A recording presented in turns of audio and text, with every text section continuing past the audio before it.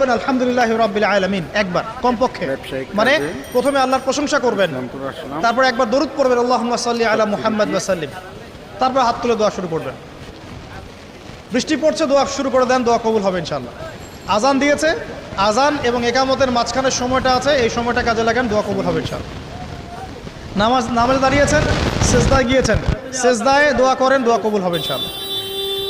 প্রশ্ন করে অনেকে যে ভাই সেজদায় কি বাংলায় দোয়া করা যাবে? হ্যাঁ যাবে, যদি আপনার নামাজটা নফল নামাজ হয়। কোন নামাজ হয়? ফরজ নামাজে করবেন না, নফল নামাজে করতে পারেন ইনশাআল্লাহ। সেজদায় বান্দা আল্লাহর সবচেয়ে কাছাকাছি থাকে, এই সময়ে বেশি বেশি দোয়া করতে রাসূল সাল্লাল্লাহু আলাইহি ওয়াসাল্লাম তাগিদ দিয়েছেন। দোয়া করলে ডাইরেক্ট কবুল হবে ইনশাআল্লাহ।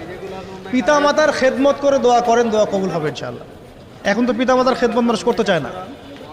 এটা সেই যুগ যে যুগে পিতামাতার সাথে দাস দাসীর মতো আচরণ করা হয়।